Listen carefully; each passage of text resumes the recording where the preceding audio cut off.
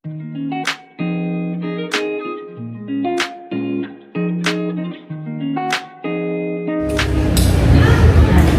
semua. Oke, apa kabar hari ini? Baiklah, teman-teman, di hari ini, saat ini kita akan mempelajari materi tentang pentingnya mempelajari perjanjian lama. Untuk mata kuliah studi perjanjian lama, kalau di prodi 4 ya teman-teman, untuk mata kuliah Biblika perjanjian lama kita hanya ada 4 mata kuliah. Di semester ini kalian dapat studi PO sama studi PB, bahasa Ibrani juga, ya. Maka belajarlah yang baik, ya. Belajarlah yang tekun. Kenapa?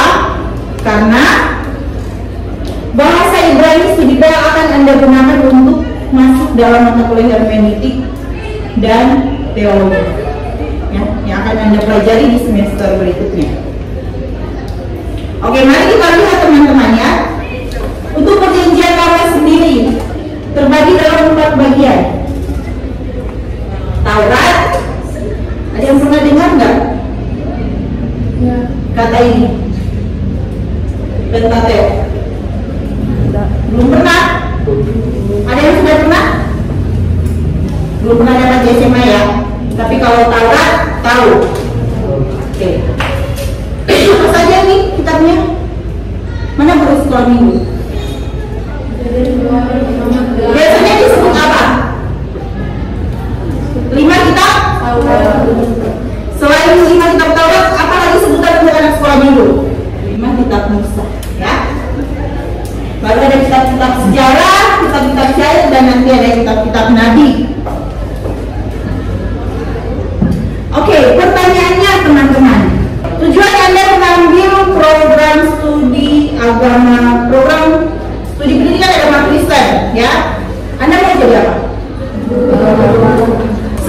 Jadi tujuan Anda mau paling tidak ya jadi guru pendidikan agama Kristen. Ketika Anda menjadi guru agama, ya, kalau di sekolah guru agama kan, Anda mau ajar apa? Apa yang mau Anda ajarkan ke siswa, ke anak-anak didikmu? Tentang Alkitab. Tentang apa? Tentang Alkitab. Coba yang ujung kanan. Menurutmu penting belajar perjanjian lama karena apa? Menurut saya karena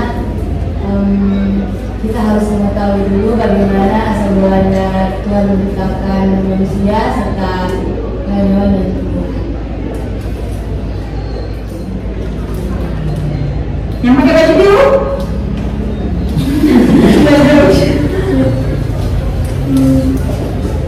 Menurut saya penting karena di perjanjian lama menceritakan tentang bahwa kedatangan Tuhan Yesus.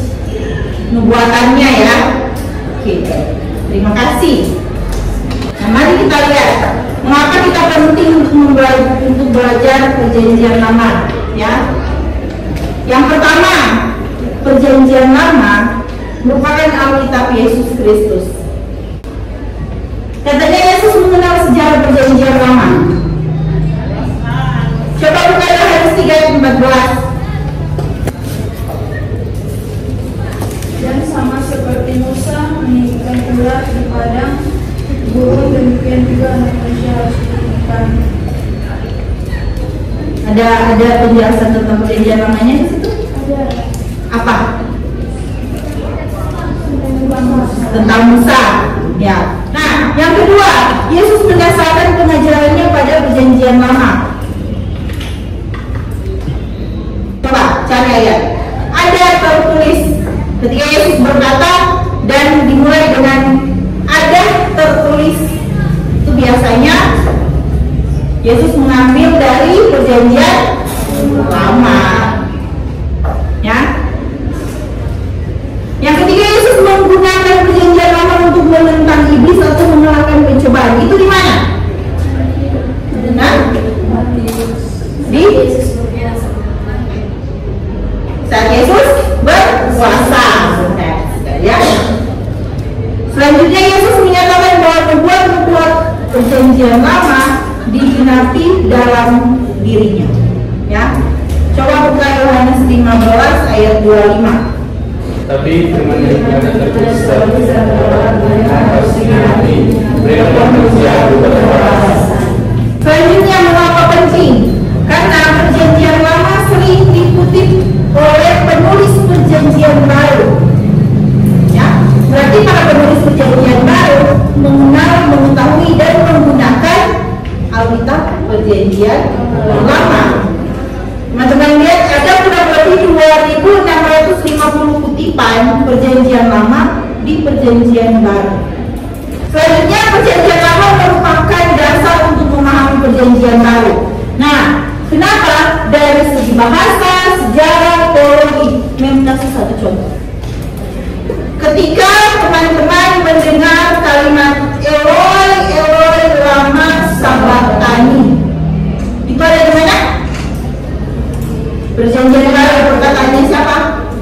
Yesus. Teman-teman tahu itu kalimat apa?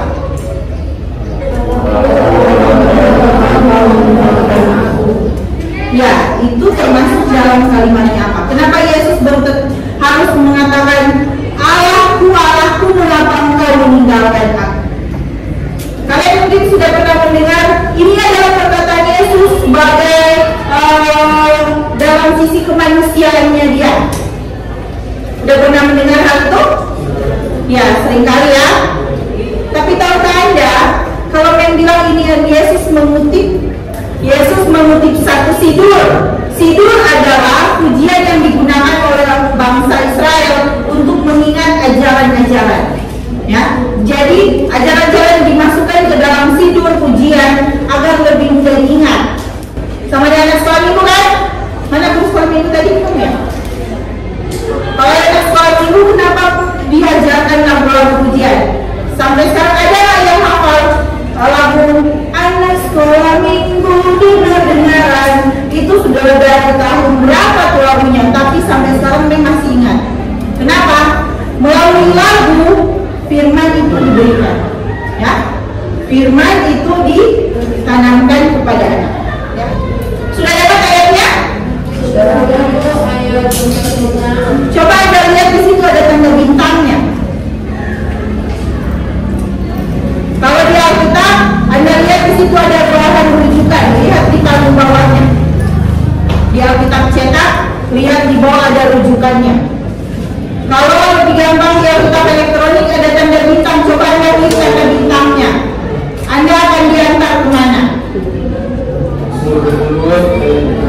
Coba baca. Waktu aku mengapa meninggalkan aku.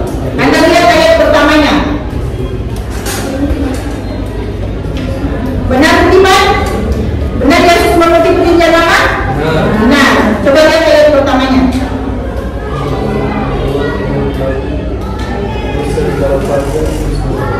Apa? Untuk? Untuk perindividuan? Berusaha secara fajar. Ya, memang banyak. Ini juga untuk membangkitkan keinginan Anda untuk belajar bahasa asli ya, bahasa Ibrani. Kalian tahu nggak? Itu rusa jantan atau betina yang dimaksud? Nggak tahu? Nggak tahu? Kalian akan tahu kalau kalian melihat bahasa aslinya. Akan ketahuan. Yang dimaksud di situ adalah rusa betina. Dan rusa betina adalah rujukan untuk bangsa Israel sendiri.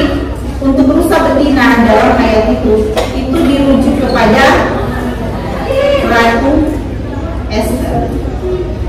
Ada yang tahu ya, Ratu Esther. Nah, apa yang terjadi dengan Ratu Esther? Apa yang diperbuat Ratu Esther, teman-teman? Berpuasa untuk apa? Kenapa Ratu Esther harus berpuasa? Karena ya, untuk keselamatan rakyatnya. Orang mana sih? Bangsa Israel, ya kan? Nah, jadi ketika 3 hari 3 malam Esther berpuasa, ada di pagi harinya ada fajar keselamatan.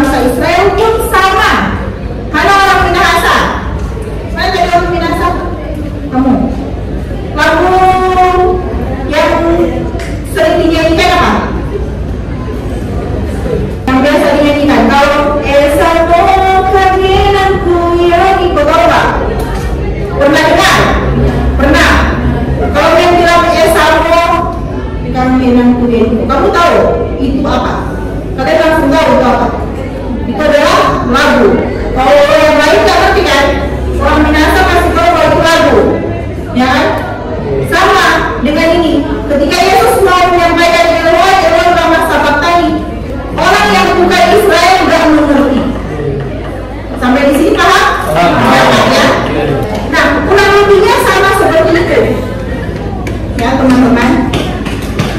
Ketika Yesus menitip satu sidur, yang mengerti hanya orang yang mengerti bahasa itu. Dan mereka paham bahwa sidur itu adalah sidur yang digunakan untuk menuju kepada fajar keselamatan.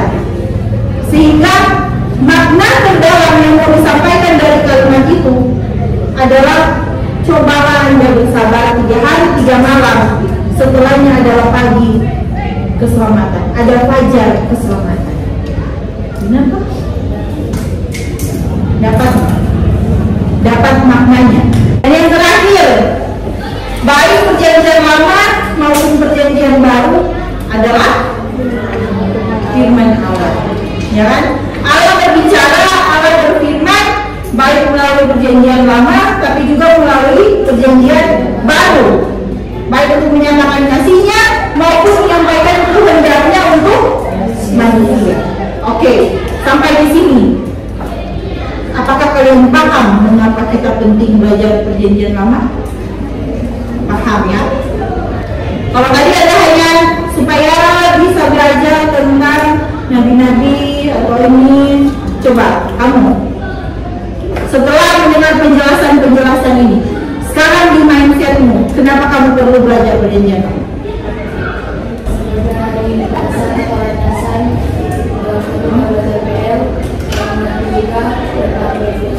Oke. Yang sedang membahas di belakang, kamu sayang? Kalau kamu kenapa? Kalau menurut saya, kalau bisa belajar tentang perjanjian lama, karena kita harus belajar tentang sejarah dulu, baru kita masuk ke dalam perjanjian baru. Oke. Agar kalian lebih paham ya, agar fondasi imanmu lebih kuat, sehingga tidak ada lagi yang dapat memperbahankan iman kepercayaanmu. Hei Yesus yang kau sembah itu, lihat di atas kayu salib teriak, Allahku, Allahku, mengapa kau meninggalkan aku? Sekarang kalian udah bisa selesai, ya kan? Itu kalimat pengharapan keselamatan, bukan kalimat keputusasaan seorang manusia, meskipun dalam keadaan sebagai manusia. Ya, oke, baik. Terima kasih teman-teman. Mata kuliah kita hari ini sampai di sini. Ya, saya berharap apa yang kalian dapat hari ini bisa kalian pakai untuk bagaimana kalian menerapkannya ketika kalian mau nanti berkhotbah, mau mengajar dan sebagainya. Kita selesai sampai di sini, dan saya harap ketika Anda masuk di pertemuan kedua, Anda sudah sedikit, paling tidak sedikitnya membaca tentang materi di pertemuan kedua. Oke, terima kasih. Tuhan Yesus memberkati. Shalom.